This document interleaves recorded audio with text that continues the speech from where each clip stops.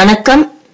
இன்னைக்கு village tasty ஃபுட்ல வெண்டைக்காய் வேர்க்கடலை பொடி மாஸ் பொரியல் எப்படி செய்யறதுன்னு தான் பார்க்க போறோம். இது ரொம்பவே சூப்பரா அருமையா இருக்கும். இந்த வெண்டைக்காயை அப்படியே கூட நீங்க சாப்பிடலாம், சாதத்தோடு சேர்த்து சாப்பிடலாம். வாங்க, இந்த வெண்டைக்காயை இந்த மாதிரி 1 இன்ச்சுக்கு கட் பண்ணி எடுத்துக்கோங்க. வெண்டைக்காயை நல்லா வாஷ் பண்ணிட்டு இந்த மாதிரி கட் பண்ணி எடுத்துக்கோங்க. நான் ஏன் இந்த வெண்டைக்காய் இப்படி கட் பண்ணி எடுத்தாதான் வளவளப்பு தன்மை இருக்காது, அதனால இந்த சைஸ்க்கு கட் பண்ணி எடுத்துக்கோங்க.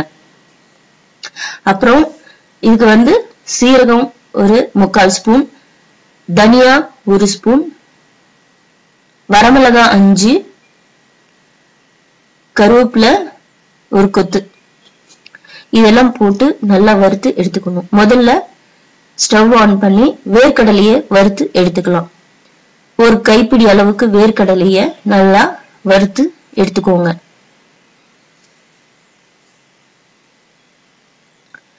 வேர்க்கடலை நல்லாவே வறுபட்டுருச்சு.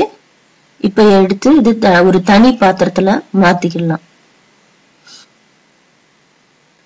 அதுக்கு அடுத்தது எடுத்து வச்சிருக்கிற இந்த சீரகம், தனியா, வரமிளகாய், கருவேப்பிலை இது எல்லாத்தையும் லைட்டா வறுத்து எடுத்துக்கோங்க.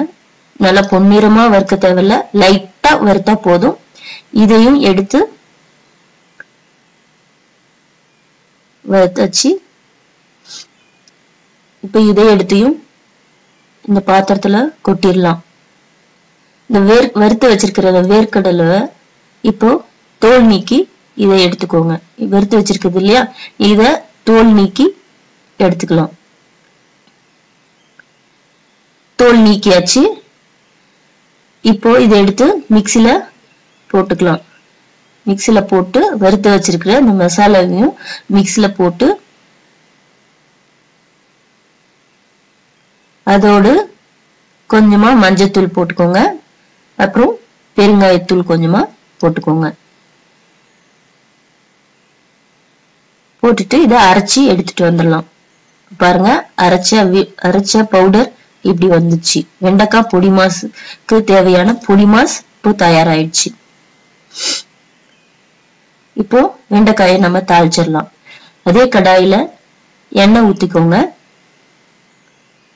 எண்ணெய் காஞ்சதும் கடுகு, உளுந்து, கடலைப்பருப்பு இது எல்லாத்தையும் சேர்த்துக்கோங்க. கடுகு பொரிஞ்சதும் 1 கொத்து கருவேப்பிலை போட்டுக்கோங்க.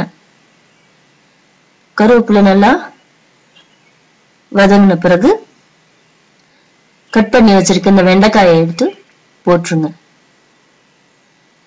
அதோடு உப்பு சேர்த்துக்கோங்க. தேவையான அளவுக்கு உப்பு சேர்த்துக்கோங்க. இந்த உப்பு சேர்க்கும் போதுதான் வெண்டைக்காய் நல்லா வதங்கி நல்லா வேகும். அதனால முதல்ல நீங்க உப்பு சேர்த்து இந்த எண்ணெயோடு சேர்த்து நல்லா வதக்கிட்டுருங்க. இப்படியே அடிக்கடி கிளறி விட்டு இப்படி வதக்கணும்.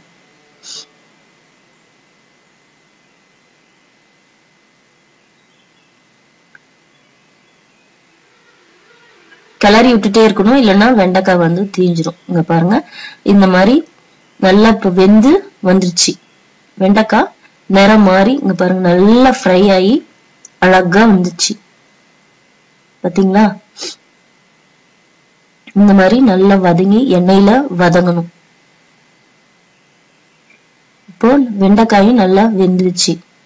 வெந்த பிறகு அரைச்சு வச்சிருக்க இந்த வெண்டைக்காயில சேர்த்துருங்க. சேர்த்து நல்லா கிளறுங்க.